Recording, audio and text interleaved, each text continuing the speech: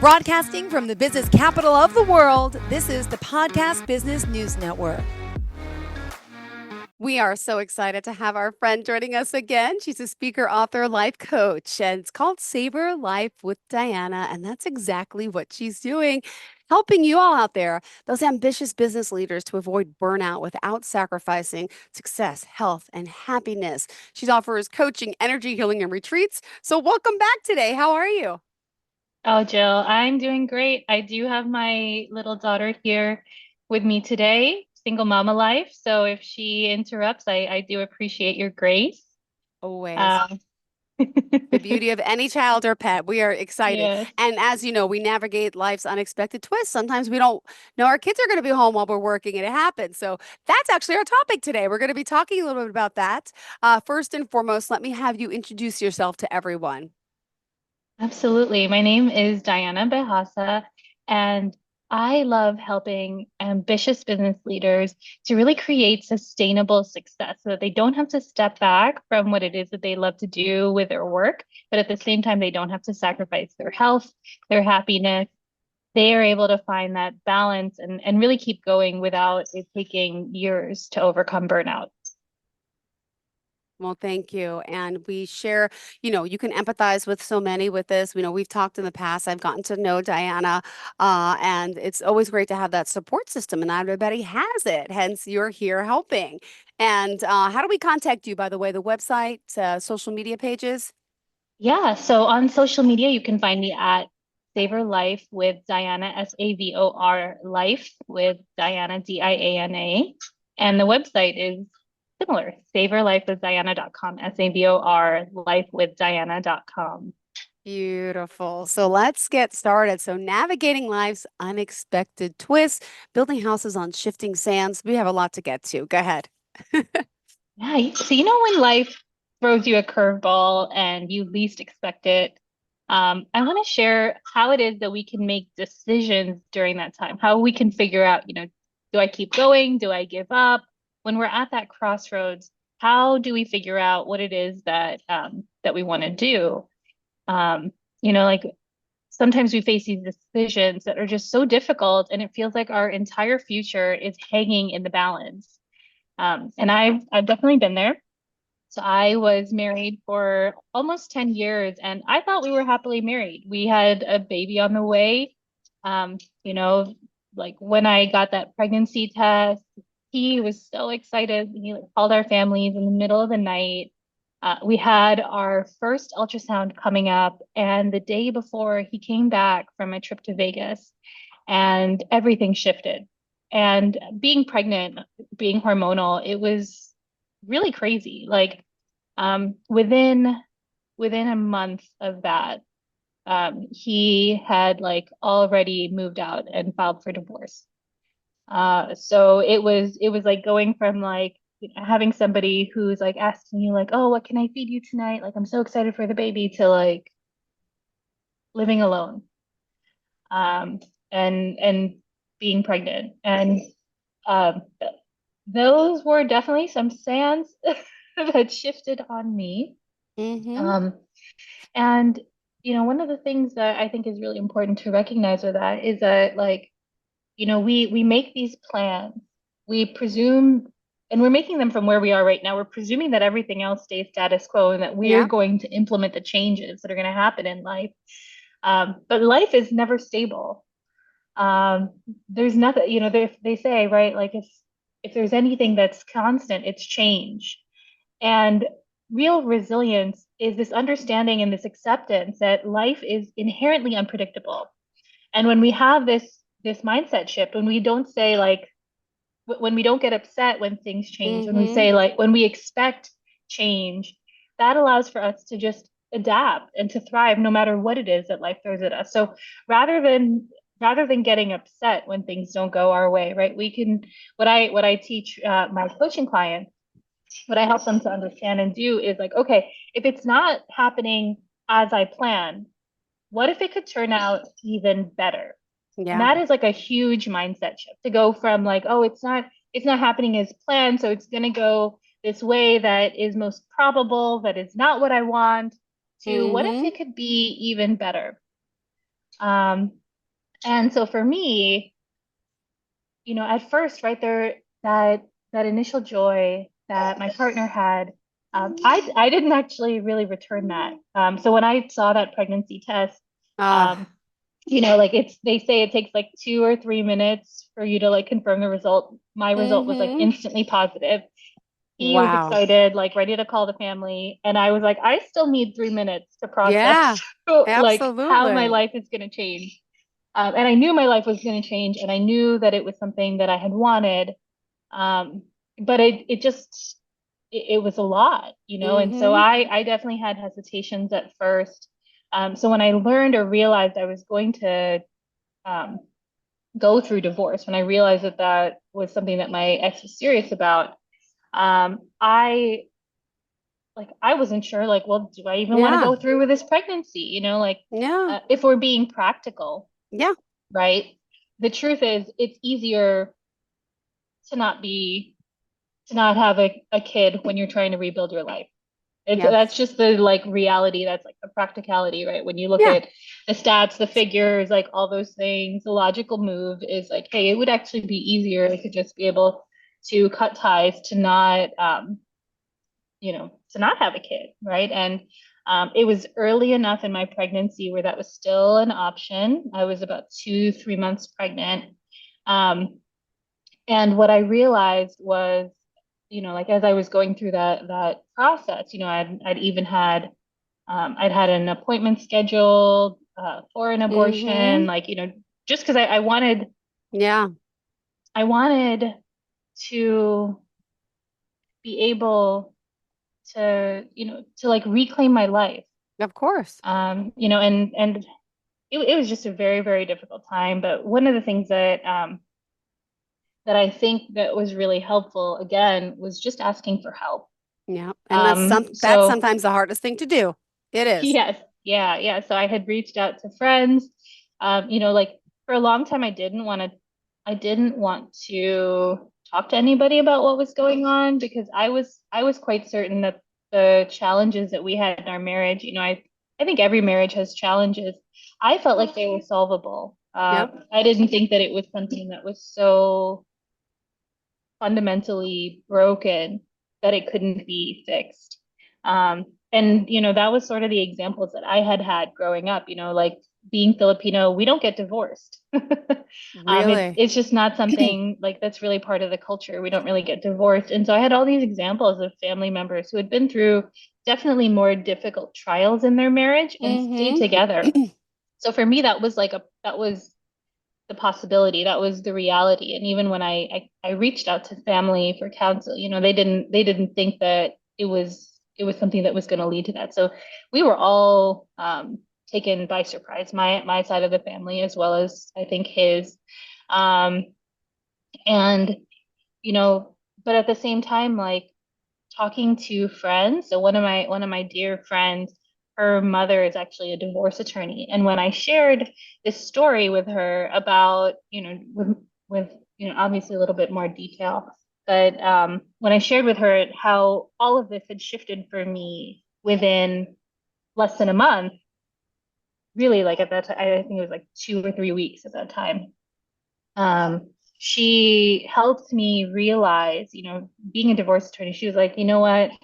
I know that in your mind, this has happened in 2 or 3 weeks, but this has actually probably been going on for way longer than you think. And she was like, changes like that, they may seem sudden to you, but this has been in process for a longer time for probably the other party. And when she helped me see that, that was when my mindset started to shift around divorce and all that kind of stuff because it was like, wow, like, this is something bigger than me. This is something bigger than like, just this thing that I think is like fixable. This is bigger. And that really helped me to start to make decisions differently and like come to terms in a different way with the fact that like I think my marriage is over. And that was very hard because I think that for success-driven people, divorce feels like failure. It feels like this thing. where, like nobody really celebrates divorce. Hmm. You celebrate people who've been married for 10 years, for 20 years, for 30 years, Yep. staying through it, through the ups and downs. I think that there is this culture, just in general, that we experience where giving up is not seen as a good thing, right? And so sometimes what ends up happening is we end up holding on to things that no longer serve us Yep. just because we think like, oh, I'm supposed to keep doing this thing, like, like this is the hallmark of success is to keep going. And I do believe that that is true. Like it is the people who keep going who ultimately are able, to be there for the long run. But I think that the thing that we are not considering is, but is this worth it? Is it worth it for me to continue to hold on to this thing? Is it worth it for me to keep going? Or is it worth it for me to start anew, to have a new beginning? At the very beginning, I really felt like there was enough that was worth holding on to. But when I started to realize bigger patterns, I realized I was like, oh, you know what? No, this is something that is not something that I'm willing to accept, and I'm not willing um, to stick with. And so that was part of what led me to make the decision, as difficult as it was, to give up on my marriage. Yep. Give up Um, or keep going. It's a choice. yeah, Yeah. yeah. But I did not decide to give up on the baby, and that was a totally different decision. As I hear her playing around, um, I'm Right. just like, Best decision you I made, right? yes, the uh, the ramifications of the choices that I've made in life. Um, so for that, when it came to giving up or keep going when it came to the baby, yes, there was an absolute practicality to, wow, my life would be a lot easier if I'm not starting over as a single mother, if I'm not, trying to rebuild my life, my business, all these different things while pregnant, while raising a child. Um, but the thing that shifted my mind, so I tend to be a person who likes to research, right? And so I was researching about abortion. It was a little too far for me to do just a pill. And so it was a surgical procedure. So I was reading about the surgical procedure because I just like to be informed before I make a decision. And as I was reading about what abortion would entail, before they actually go in, they do an ultrasound to make sure that there's actually something in there, right? Before they go in. And when I read that, I realized that I was most excited to see my daughter again.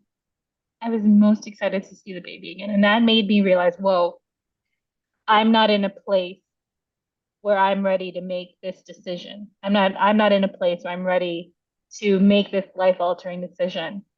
One of the things that I coach my clients in is realizing, like, when they're making these choices, um, checking into your emotional state.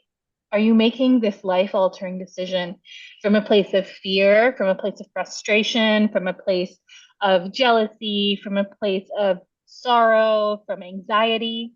Because it tends to be that the decisions we make when we're in that state of a negative emotion don't tend to be the decisions that really serve us.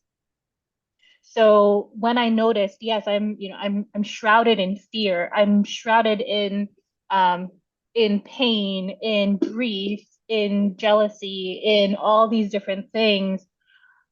I was like, I don't think that I'm in the right mindset to make a decision right now. I don't think I'm in the right like space to make Yep. a decision. Hmm. I need to slow my roll and stick with the decision that I made when I was of clear mind.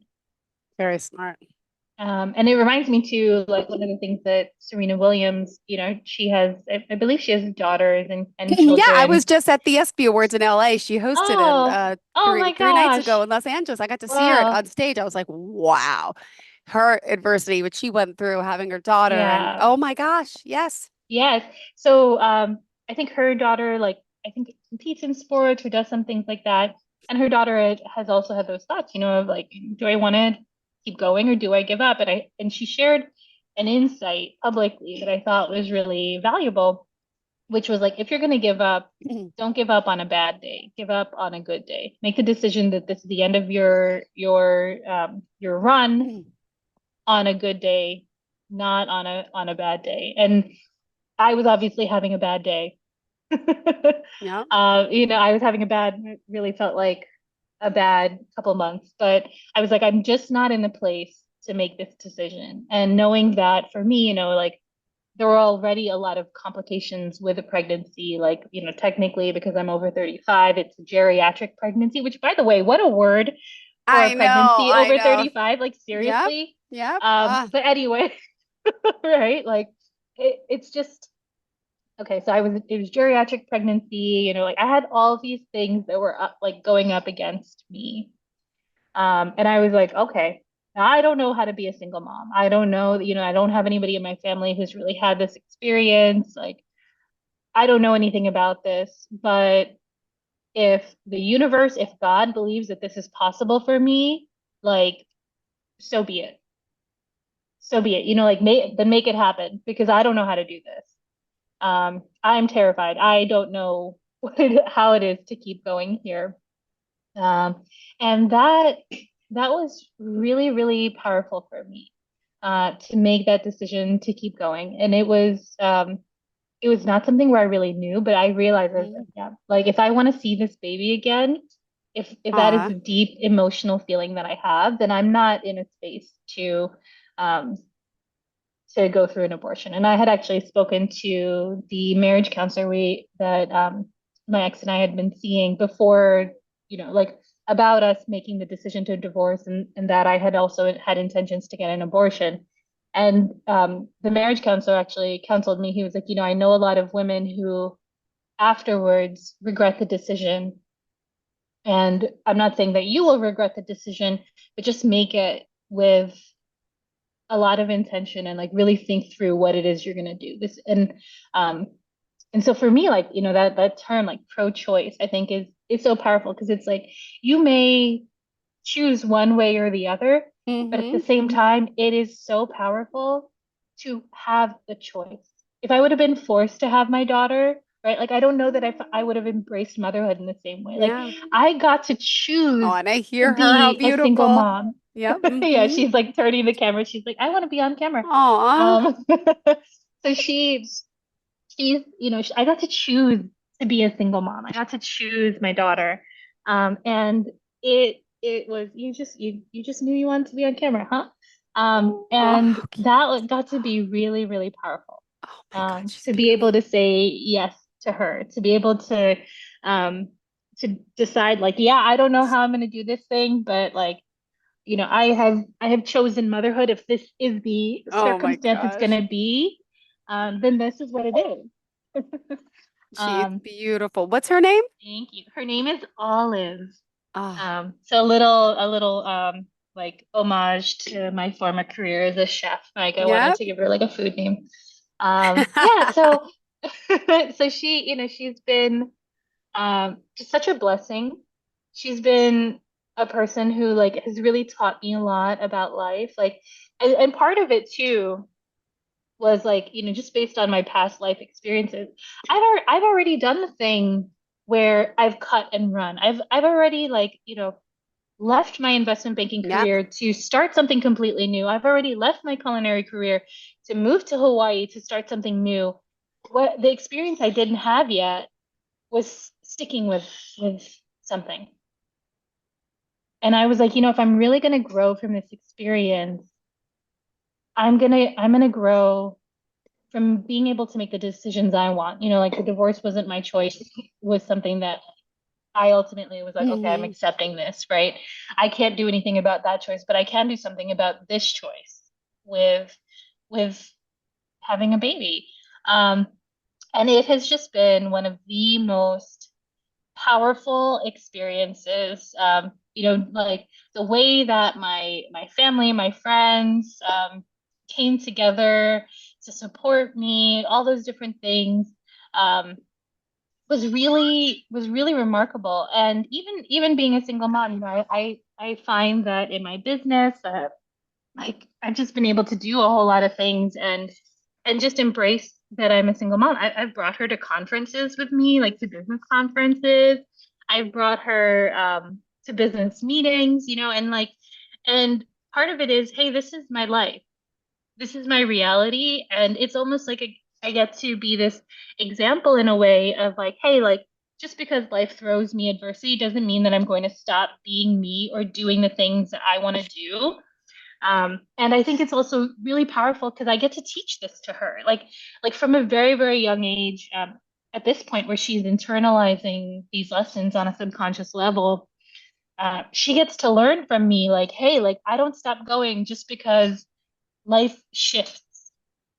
I don't stop going and pursuing what matters to me when life gets difficult. I keep going. I find a way. I ask for grace in the middle of things not being able to be in my office with the lighting and like in a quiet room, and today I've got the baby, right? Like this is life. It's about not letting things that happen unexpectedly derail us and instead allowing it to be like, okay, if this is the way that the universe, that God has intended it, how do I co-create in this space so that this can actually be even better Yeah. than it would have been on its own. And as we learn that, I think, and as we do that, I think just more and more people are inspired. Like I remember when I was at this business conference, I had the Aw. baby with me. There were so many mothers who came up to me and, just were like, thank you for being here. Thank you for like literally just Yep. being in this space, being you. Um, and I think it teaches, again, it teaches other people like this is acceptable. You being yourself is okay. You going through what you're going through and just walking, like literally just waking up, showing up every day, that is one of the most powerful things you can do. It reminds me, like something I read recently that I thought was just really powerful. It's a quote, but I don't know who came up with it. But the idea is like, excuse me, the Okay. idea is that like when you're working out and you're lifting heavy weights, you feel weak, but you're Mm-hmm. getting stronger. When you're investing in yourself, whether it's coaching or through something like that, you may feel broke, but you're actually getting wealthier. And I think that so many times when we feel weak, when we feel like Mm-hmm. we're not being brave, right? Like when you're terrified about a decision that you're going to make, Oh that yeah. is the definition of bravery. That is you getting braver. So rather than experience these things, these adversities, and feel like, oh, I'm weak, I'm scared, you know, I can't do this, all these things, that is like the cauldron where we're being remade, where we're being reformed and transformed into who it is that we want. So for me, it is so important for me to show up with my daughter. It is so important for me to be that person who, yeah, Yep. who like maybe looks a little funny because I got a baby here with me, but this No. is my life and I'm going to show up that way. And it empowers other people to know, show up as you are, show up with the messy, show up with things not being perfect because that is the real you. Oh, That I got inspires goosebumps people from this. more. It's so true. Yeah, Ah, it that does. inspires people more than putting on this perfect facade and making life look like, like nothing's wrong. We all have something, and when we show up with that and we show up still with a smile, that is the most inspiring thing we can do. And it's so important. You also mentioned in your notes, you are not alone. You really aren't. Yes. And you're inspiring others through your experience and by being you and who you are. And what a conversation today. I have such goosebumps from your conversation. And I appreciate you being so open and honest with your own struggles and, your decisions and your beautiful little olive that we got to see here debut on the show. But really, and you're helping so many others like you out there. So remind us, to sum up for today, how did you want to leave off? And then tell us how we can reach out to you. Thank you. Yeah. Um, Ultimately, if you're facing a difficult decision, remember that you're not alone in that. Yeah. Reach out for support. I have experience both with giving up and with keeping on going. And sometimes we just need a place where it's okay for us to make either decision so that we can make the choice that's right for us and we can feel empowered in the choice that we're making. So if you're looking for somebody to have that kind of conversation with, you can apply for a free coaching consultation with me, or just look for somebody who you think can listen to you. Sometimes it's not family or friends because they have a vested interest one way or the other. So having an objective person who you can talk to, who's been through similar challenges, or who has that experience of going both ways in life, I think is really powerful. And you're not alone in that. You don't have to be alone in that. Thank you. And how can we reach out to you? Check out my website, savorlifewithdiana.com, SAVOR Life with Diana, DIANA. Also on Instagram, Facebook, YouTube, TikTok, Savor Life with Diana, SAVOR Life with Diana. Well, thank you so much for being here, for joining us. And now get back to your little girl. Thank you for doing the mom thing, the work thing, the powerful hear me roar thing, because you could do it all. And I love that. We can learn to embrace that change and move forward together and work through anything. So thanks again, Diana. Are we back together again next week? I believe so. I'll see you next Good. week, Jill. Sounds good, sweetheart. You have a great day. And thank you You again for too. this really empowering show today. Thanks.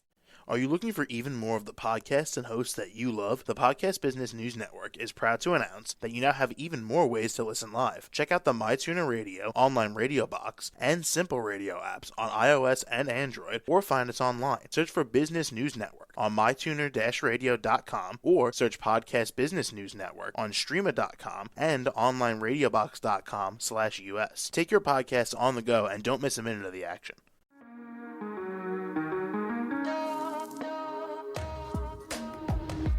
Broadcasting from the business capital of the world, this is the Podcast Business News Network. For nearly 2,000 severely injured veterans, everyday life has become filled with barriers. Day-to-day simple tasks can become pretty daunting. I have to carry my chair up 2 flights of steps or have somebody do it for me. What scares me the most is just the falling. When I'm struggling with my house, I think, to have that one great barrier just knocked down, it's crucial. Home for Our Troops is a wonderful nonprofit that builds a mortgage-free, fully adaptive, handicap-accessible house. And there's no catch. It'll be our very first home that we've ever owned. This is a game changer. This is where your life begins again. We need you to join us in completing this important mission. Please visit hfotusa.org and help build homes and rebuild lives. Because of you, everything's going to be okay.